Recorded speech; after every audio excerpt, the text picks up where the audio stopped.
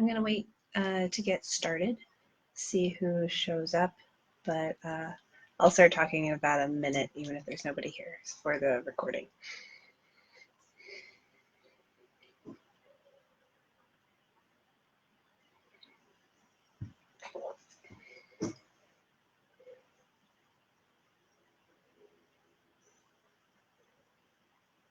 Hey, Jason. How are you? Can you hear me okay?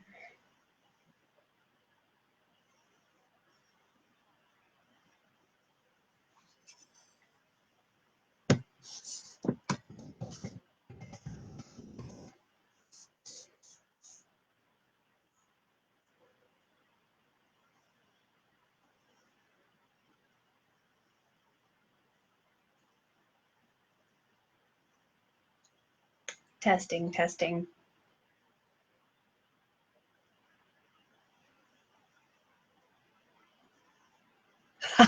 Okay.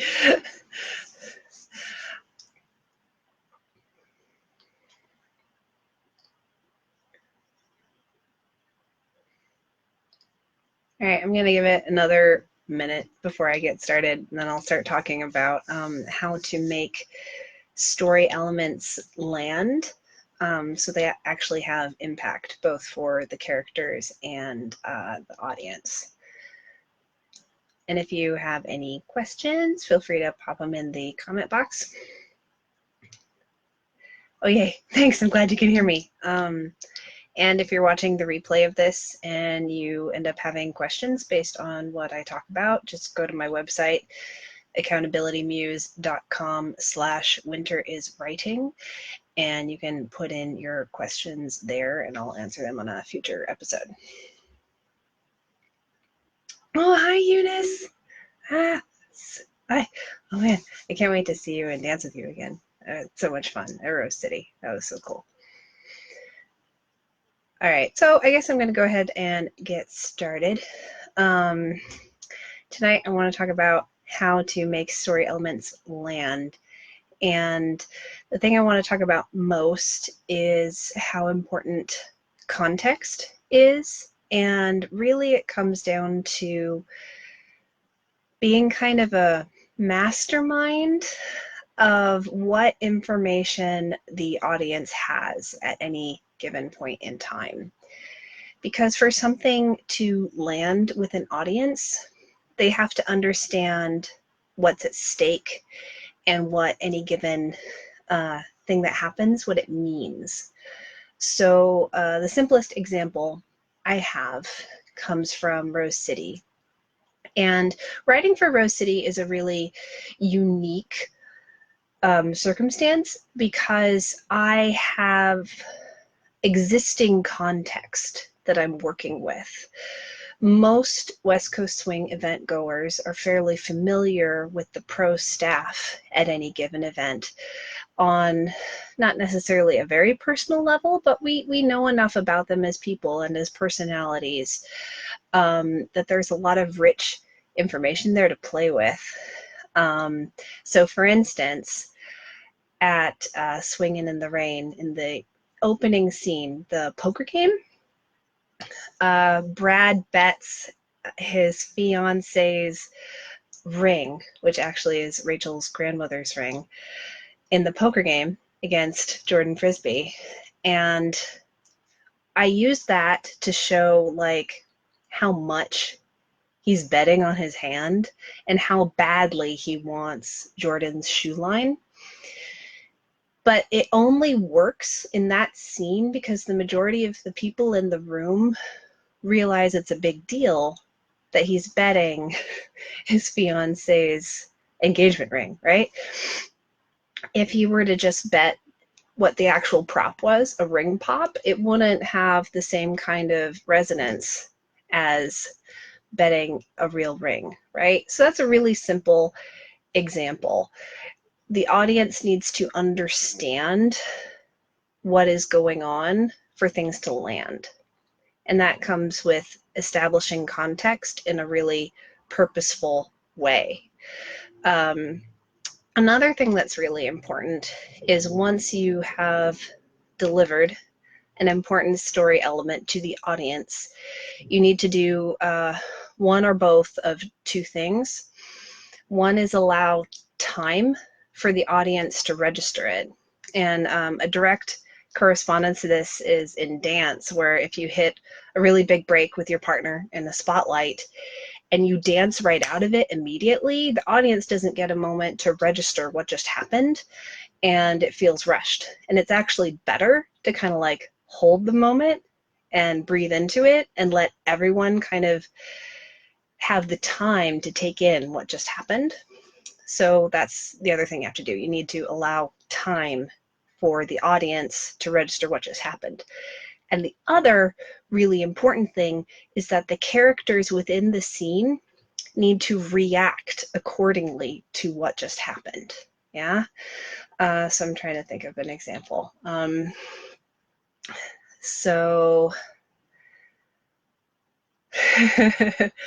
of my favorite moments at Swingin' in the Rain this year was Saturday night when Brad shoves his chosen flop performers behind the curtain and instructs them to perform Good Mornin' from Singing in the Rain.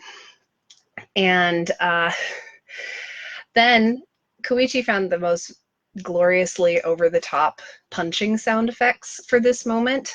Brad walks away from the curtain and Koichi played the sound effects. And basically what was happening behind the scenes, because I had set it up with the scene between Robert, Brandy, and Deborah, was that they were violently taking out the flop performers, so that way their chosen awesome performers could emerge from behind the curtain. And that moment is fun. Like the awful punching sound that's so over the top is fun because as an audience, we understand what that means. Because that sound meant that Robert, Brandy, and Deborah were behind the curtain taking out Ben Morris, John Piper, and Tessa Antolini. And there was this anticipation. It's like, oh, they did it. They actually took him out. And there's this moment of who is going to replace them. So when Nick, Mia, and Brian emerge, it's a huge deal. There's all of this anticipation that's been built up for this moment. And then the fact that they just knocked that number out of the park just made it so much better. But if their number had really been kind of just standalone and I hadn't built up to it, because Friday night was really about showing how bad Brad's chosen performers were, right? And then Saturday night was my antagonist's storyline, Robert, Brandy, and Deborah realizing that they want to sabotage Brad's flop and turn it into a hit. That setup allowed that moment of anticipation after we realize that Robert, Brandy, and Deborah have knocked out Brad's performers, and like who's going to come out from behind the curtain. And it just made that moment so much more powerful and fun and exciting. And the room was already alive with so much energy as soon as Nick, Mia, and Brian came out. And then they knocked it out of the park, and it was an incredible moment. And it was all the more incredible for the setup that got us there. Does that make sense? So that's kind of a really quick rundown of how to like set something up and let it land. It's about really being conscious about what the audience knows when and why. And you can get really, really sneaky with it in a different type of story, like with the murder mystery last year. I did a lot of work to really consciously direct the audience's attention throughout the whole weekend to certain things while hiding the more correct information that would lead you to be able to solve the mystery faster. It's kind of like sleight of hand, but in storytelling, misdirecting the audience's attention. And it was interesting. I had never written a mystery as complex as the one for Rose City Murder Mystery last year. And there was this moment when I woke up like Sunday morning or something, and I had discovered that Sean Mahmood had gone all Sherlock on the story, and he actually figured it out from the script, the live scenes, and all of the novella that I had written to go along with the live scenes. And that was a really exciting moment for me because I was like, okay, good. It is technically solvable. I did my job right. But he was the rare person who was able actually to figure it out in advance of the finale. So that was really exciting. So that's kind of what I wanted to talk about tonight. Do you guys have any like questions, either about what I just talked about or anything related to writing or Rose City? I'm gonna stick around for like 10 minutes or so more. I'm not gonna do a full hour like last time because I felt like I was talking to myself. So does anybody have any questions?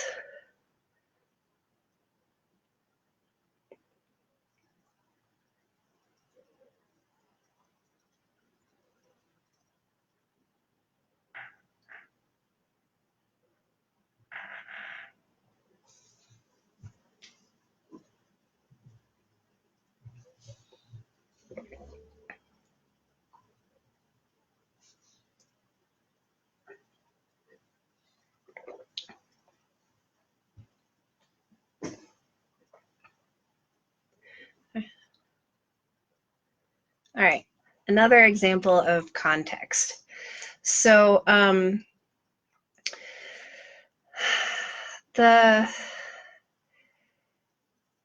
it's communicating meaning to the audience.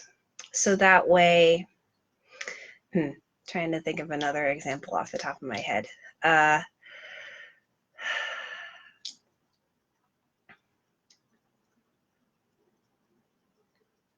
Oh, I'll definitely answer that question, Eunice. I'll get to it in a minute. So when you want a story element to land, the audience has to 100% empathize with the main character in a scene. And when it really can get powerful is when a character ends up making a really tough choice. And because we understand the context to know why their decision is a hard one to make, it makes reacting to their choice once they make it much more powerful. So I'm trying to think in Swinging in the Rain. Yeah. So Brad is put in a really tough situation in Swinging in the Rain. He has unfortunately lost his fiance's engagement ring to the villains, Jordan and Tatiana, and has to do everything that they say, even though it completely goes against everything that like he stands for. Like he wants, oh my goodness, hi Sarah. It goes against everything that he wants. Like he loves Rose City and he wants it to be successful, but he's been put into this awful situation where he's being forced to make Rose City suck in the Swingin' in the Rain story. And you see him continuing to support that decision where he's prioritizing Rachel's ring over Rose City throughout the story, even through Saturday night when Robert, Brandy, and Deborah have taken out his flop performers and replaced them with their own. Brad, instead of just going with it and being like, oh yeah, Nick, Mia, and Brian are amazing, let's just let that happen, he continues to prioritize Rachel's ring over Rose City and decides to sabotage the sabotage, right? Even against Forrest's suggestions, to do the right thing, whatever. But Brad just isn't having any of it. But then we get to this point where Brad finally learns the truth. that it wasn't Rachel's ring at all. It was a fake. Rachel didn't trust him with the real ring. And Brad realizes he has like maybe an hour to turn things around and to actually make Rose City a success. And it's not an easy thing to do. Like, he has no idea how he's going to do it. But in that moment on Sunday, when he's learned the truth and he decides to do the right thing, he's doing the right thing in spite of all the hurdles ahead of him to actually make that happen. And because of the format of Rose City Swing, we don't really have the time in the schedule to really flesh out what that looks like. So we just cut to the end result where the finale is happening and Swinging in the Rain is a success. So I kind of cheated that a little bit because of time constraints. But that moment where Brad decides to do the right thing is a really powerful one because of the journey he's been on that whole time. So I hope that answered your question. And Eunice asked, what was the hardest story element to write in Swinging in the Rain? And that was actually the ending, because usually I write from the ending first and I kind of write backwards. But the way this story kind of came to me and grew, it had a really strong opening. Like, once I figured out that it started with a poker scene and Brad risking Rachel's ring in the poker scene, it just kind of started growing from the beginning out instead of from the end backwards. And the hard part about doing that as a writer is you have to continue to escalate the story, and each scene has to top the previous one, right? And that's why it's easier to start from the end moving backwards, because if you have an end in mind, you can de-escalate going backwards. So that way it's a lot easier for each scene to be better than the next one as you're moving forward in time. But when you start with a strong beginning, like I did with the poker scene and then the flop auditions, oh my goodness, the staff just knocked those out of the park. It was amazing. If you haven't seen Ben Morris's audition that he did, it was a skit that he worked out with Brad, and it was genius. Go find it. I know it's on Facebook. It's been shared this week. But when you're escalating from there, then I had to, oh my goodness, I have to make Sunday or Saturday better than Friday. How am I going to do that? And then I figured out how to give Robert, Brandy, and Deborah their 3-part arc for Saturday night, culminating in Nick, Mia, and Brian's Good Morning performance. So that I was like, okay, that easily escalates from Saturday. That's amazing, right? But then I was like, holy cow, where do I go from there? How do I get better than that? And because I was doing essentially a version of Singing in the Rain, I was like, I have to somehow include someone being Gene Kelly singing in the rain, right? Oh man, I'm gonna get teary-eyed talking about this, just a little warning, because I like, Robert Royston has to do that, right? But I didn't feel good asking that because he was already going above and beyond with his participation in the story, because he did that whole musical number with Brad Friday night, and he had so many dialogue scenes Saturday night, and I knew just how hard he was working in the rest of the weekend anyways, just being on staff and his intensives and all that amazing work. But then when I went and asked the staff like for volunteers, he volunteered, and then oh man, it was amazing. Like, I'm just crying thinking about it. If you haven't seen the video of Robert Royston singing and dancing to Singing in the Rain, go find it. It's incredible. And it was amazing, and it was the best finale I could have hoped for that story. It was really meaningful, and I know it was really meaningful to a lot of people. So yeah, that was definitely the hardest part to write and set up and do well. So that way, because one thing I was concerned about was having a finale that was just one person, because I love how collaborative musicals are, and I love giant musical production numbers that involve a lot of characters and stuff. And so I had to adjust my mindset around that, because I think that was holding me back too, was this idea that I needed that kind of finale for the musical. But once Robert Royston agreed to do Singing in the Rain, I just made that the finale, and it was perfect. And I couldn't have asked for anything better, and it was amazing. So, yeah. Okay. It was amazing. I adore him so much. Are there any other questions? I'm gonna have some water and try to stop crying.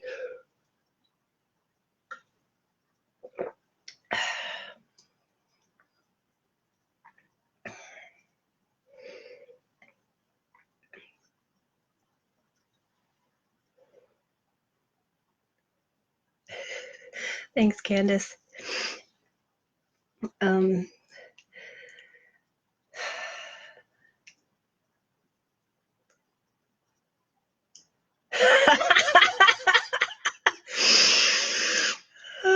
Okay, that's a funny question. It's interesting because I wrote a script that, yes, was mean to Brad, but the staff got so much meaner as they ad-libbed in addition to the script. I was like, I didn't write it. I wasn't that mean, I swear. But Brad seems to be okay with it. And yeah, I don't know. I kind of want to deliberately do something different next year with his character, because I don't want to get stuck in this rut of Brad being the kind of hapless hero. I want to do something different with him, just so we're not like digging into the same jokes every year, because that would exhaust me. And the reason why he tends to be the main character is because he's the main MC. He's on the mic all the time. So it makes sense for him to be the protagonist, right? So I was thinking of maybe in a future year, probably not this coming year, but someday doing more like a Great Gatsby type storytelling where Brad isn't the hero, but he's like the narrating protagonist. So he's still an active character in the story, but the hero is somebody else on staff. So I'm probably going to do that at some point. How did I cast everyone in their characters? Was I given the cast beforehand, or did I have to suggest people? So this year was a much more collaborative process in the casting because it was a musical, and I wanted to make sure that everybody that was involved was enthusiastically wanting to be involved in musical numbers, because I didn't want to just message someone and be like, hey, you're singing this song on this day at this time, because that would be mean.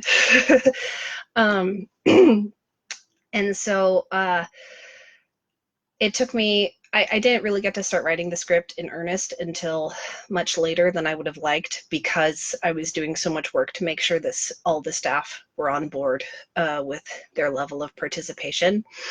And I kind of, and this is where the pre-existing context comes into play, because the way the pros relate to each other in their existing relationships can really inform the way I choose to cast them as characters. So, for instance, it just made sense that having Robert, Brandy, and Deborah on staff, they would be shoo-ins for a real production of Singing in the Rain, right? Like, if you didn't hire them, what are you thinking? And so because I had a situation where Brad was trying to make a flop, of course he wouldn't hire them, right? Which then naturally would put them in the position of feeling snubbed. And then they were the natural choices for the antagonists to sabotage Brad's production. So I tend to build the casting in my story based off of the existing dynamics between the staff members and what would kind of logically actually happen if they were all forced into a certain situation. So that way it's believable. And that's what also makes it funnier, because there's that element of truth to the storytelling that even though this is like all make-believe, there's enough truth in it and based on their actual personalities and behaviors that's what makes it funny and makes it easier for me to write. All right, I want to make sure I'm not like missing certain questions. All right, so I got that one. How did I cast everyone? Oh, for next year, as this has grown, is there anything new that I need to write or execute my vision? Not sure I understand that question. Could you maybe elaborate a little bit? I'll go back to talking about the whole Brad situation. So, yeah, I don't want to give him the exact same hapless character every year, because the first year he was a detective who was too deep in a really complicated mystery with way too many dead people and way too many murders and way too much conflict of interest to actually do his job too well, even though he still figured it out in the end. And then this year he was being manipulated by archvillains and then sabotaged by antagonists and all that kind of thing. I've actually been toying with the idea of purposefully making him the villain of his story at some point, not necessarily for next year. I'm just thinking in broader terms. As I'm going into next year, the thing that I am looking for the most is, and this is something I talked about last time, is what story I'm going to tell. Because I already have the genre, I have the theme, the happiest event on earth, but that isn't a story. That implies a certain like expectations. Like if you were to show up and there weren't a single Disney character represented, somebody would hate me. Probably me. But it doesn't imply story. And that was the same thing I had this year. Oh goodness, if I had unlimited resources, what would I write? That's a scary question. I think the thing that we won't necessarily be able to have at Rose City anytime soon, unless the staff go crazy and we get like a full stage crew, is more like actual practical effects or special effects and costuming and that kind of thing. And that's one thing I'm having to take into consideration next year, because I don't want to add infinitely more work for everyone involved, even though I know that everyone will go above and beyond anyways. Like I told Nick, Mia, and Brian, like, don't kill yourselves putting together Good Morning, and they worked so hard. And then so did Robert. He worked so hard on his performance, and it was just incredible. Someday I was hoping to do kind of like a indirect sequel to the murder mystery last year, but instead it would be like the TV show Supernatural, and everyone who was murdered are now ghosts seeking revenge, and it's that kind of thing. But that would probably involve some practical effects to sell it, because if you did a ghost story and there weren't like convincing ghosts, that'd be kind of lame. So at this point, the thing that's like holding me back the most is that kind of production value, because I don't want to write such a complicated script that will need like a full production crew to make happen. Like that's not something I want. I still want it to be doable and feel kind of casual, so it's fun for everybody. Because if we're trying to make like a perfect production of a script, I don't know. I think it would take some of the fun away from it. I think like the not sloppiness, but like the way it comes across live when it hasn't been rehearsed is actually a lot of fun. Like I loved Friday night during Robert and Brad's number. They started the scene, but they kind of messed up the blocking a little bit, and then they just said, "Okay, do over," and then they started over from the beginning, and it was hilarious. And it made the kind of bad blocking jokes of them running into Forrest, who only Brad could see, even funnier because there had been extra setup of a like kind of a dry run through. That's one of those funny instances where actually doing it wrong the first time and doing it again live actually added additional context to make the jokes in the script land harder and funnier. So that was great. Gonna double check the How do you expect the Disney factor to affect this idea of having pre-existing characters? Like, is someone going to be themselves or their Disney princess self or both? Oh man, you literally just read my mind. That has been my headspace for the past several weeks, like how to handle that. Somebody else who watches Supernatural? Yeah, I want Brad to be Dean and Forrest to be Sam so badly, but I'm pretty sure that's a really like niche thing, and I'm not sure many people would get it, and it breaks my heart, but I do really desperately want to do that someday. This goes back to what story I'm going to choose for next year to follow, because I have the genre, I have the theme, there are certain expectations that come along with that, but that's not a story structure. And once I decide what the structure is going to be, like what the story is that I'm telling, that will help inform what kind of character choices I make. And what's complicating the story choosing process right now is there are already 2 staff members who have ideas for musical numbers and they're very enthusiastic about it, and I want to find a way to include those in the story next year. And so it's kind of it's an interesting thing because this part of the creative process isn't necessarily something that I can brute strength my way through.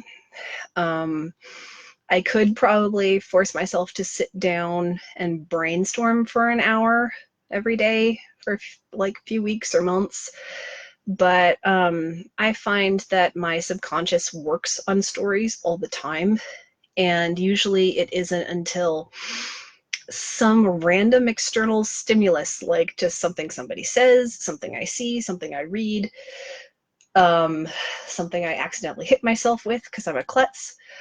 That is actually what inspires me to connect to disparate things in a way that I hadn't expected before. For instance, this happened to me the other day with the world for my novel.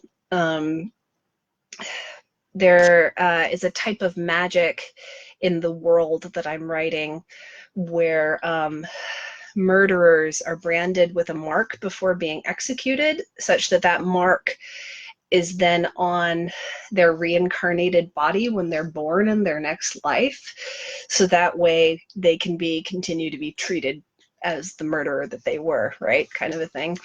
But my boyfriend asked me, so what happens if you like chop off the hand? Like, does the mark just magically move if the hand is gone? But I figured out what happens, and I'm a fan of logic-based magic systems, kind of more hard magic, as Brandon Sanderson calls it, as opposed to soft magic, which is more like Tolkien, because like when you're reading Tolkien, you don't have a certain like a quantifiable understanding of the magic. The magic in Tolkien is more to awe you and to be something beyond your grasp. I prefer the other end of the spectrum, where magic is really logical, but I like it to have mysteries in it that I then solve over the course of the story, so the reader's understanding of the magic grows through the course of the story. And when I figured out what happens when you cut off the hand and what happens to the mark, it was just like, I don't even remember what I was doing. I was probably just like sitting on the sofa, like scrolling through my email or something, but it just hit me. And it's made me really excited because it has huge ramifications for the rest of the world and the story. And a new character is now going to exist in my book because of this, because it's so cool. I now need to have someone with their hand chopped off just so I can show what that looks like. So long story short, this part of the writing process, the kind of idea generating, story finding, which comes before character assignment, I prefer, even though it's very anxiety inducing, I prefer to kind of just let it steep and let it come to me naturally. And I trust that it will, and it'll grow naturally. So I hope that kind of answers your question, Jason. All right, I've stayed a little longer than I planned, but does anybody have any final questions for today before we call it a night?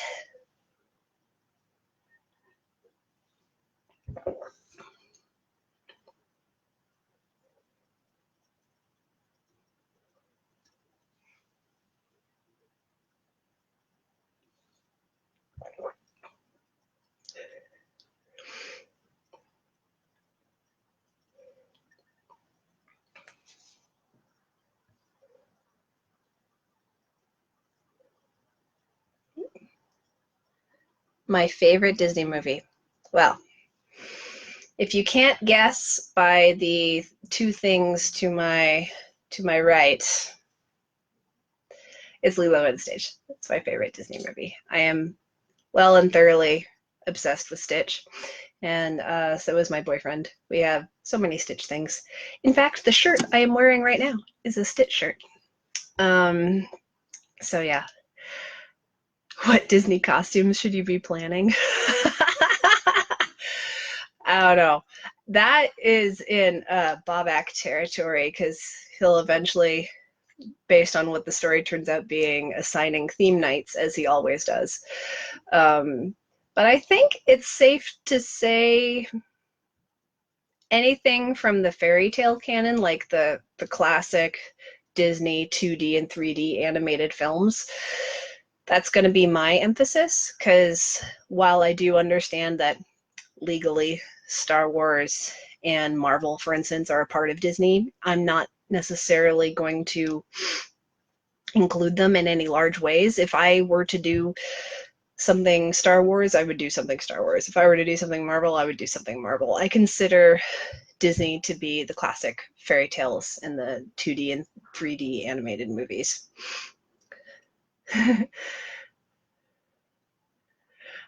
Thanks, Sandy. Yeah, so I'd pick something from the animated Disney films, or even, oh man, Disney Afternoon. Someone suggested that I have to include like Rescue Rangers or Darkwing Duck, or Tailspin, stuff like that. So I'll probably try to include them a little bit at some point, because they were a huge part of my childhood when I was growing up. But yeah, Lilo and Stitch is my favorite Disney movie. Shortly followed by, what's the one after that? I love Tangled. Tangled is amazing. Maximus is one of the best characters ever. I also love Zootopia.